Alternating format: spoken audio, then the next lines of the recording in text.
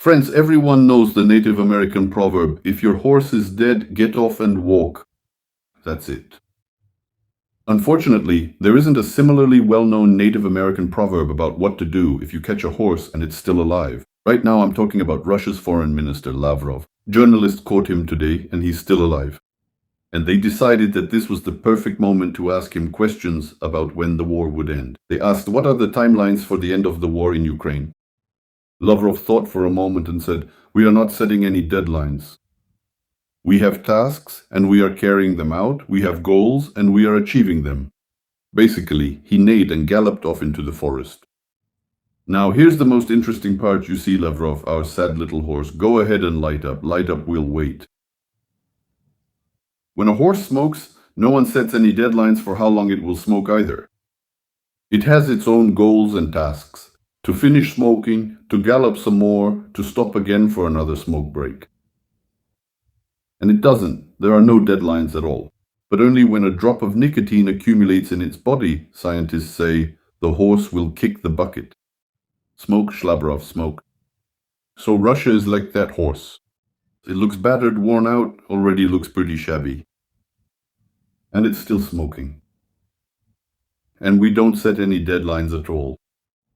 Russia can wage war or smoke as much as it wants, but when the critical mass of crisis phenomena accumulates in its body, and that will already be by summer, it will kick the bucket, to put it bluntly, fall apart and plunge into chaos. And that's how it should be. That's the real deadline. So go ahead and smoke, Lavrov, smoke together with your country. Everything will be logical. Today he came up with such a brilliant phrase that if we were awarding the title of Idiot of the Day, I would give him a well-deserved second place. The first place, goes without competition to the deputies of the Russian State Duma, who appealed to the parliamentarians of France and the United Kingdom regarding the transfer of nuclear weapons to Ukraine. This is complete nonsense, and I'll elaborate. I've described it. If you're interested, go read this nonsense. Sazonov official Telegram channel or Facebook Kyrylo Sazonov. Well, this is mass insanity and it's probably incurable. Or maybe it is curable, just like with the horse and nicotine. Friends, there's stupidity, there's idiocy, there's clinical idiocy, and then there's what's going on in their heads. I'm talking about Russian politicians and officials. Sometimes they really come up with things, take actions so absurd that there's not even anything to criticize. They could stump even a psychiatrist. You'll laugh, but today the government, the State Duma of the Russian Federation, that is, their parliament, the highest legislative body, voted to appeal to the authorities of Britain and France. Do you know what it's about? They're asking them not to transfer nuclear weapons to Ukraine. My God, in France no one was planning or even discussing the possibility of transferring nuclear weapons. There is a treaty on the non-proliferation of nuclear weapons, and in addition, the countries that are part of the so-called nuclear club. There is an understanding that as long as they are in this club, they control something, and they absolutely do not want to let anyone else in.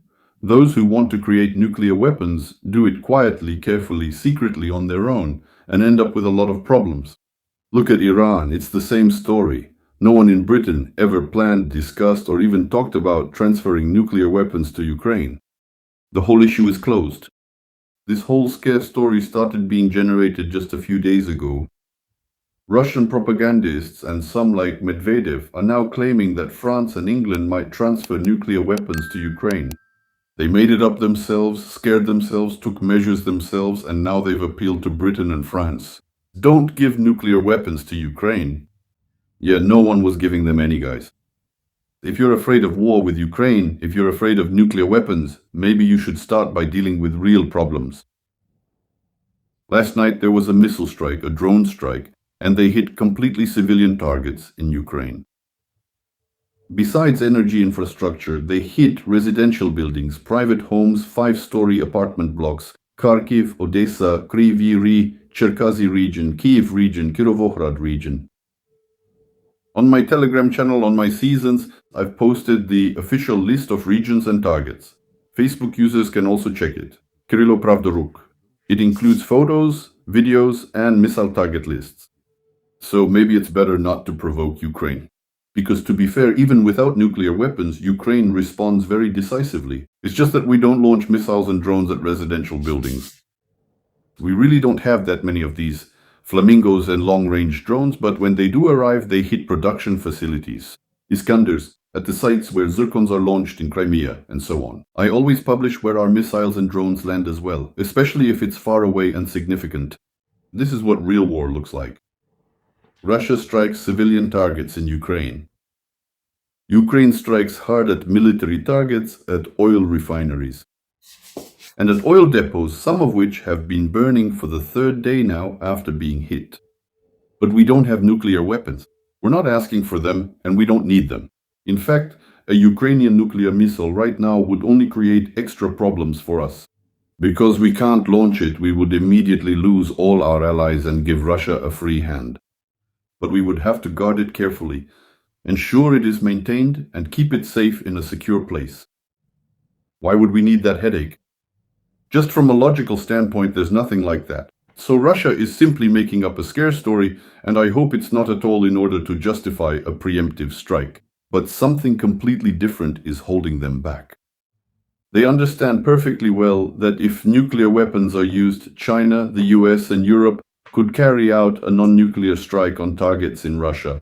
A strike of such combined force that Russia would cease to exist the very next day.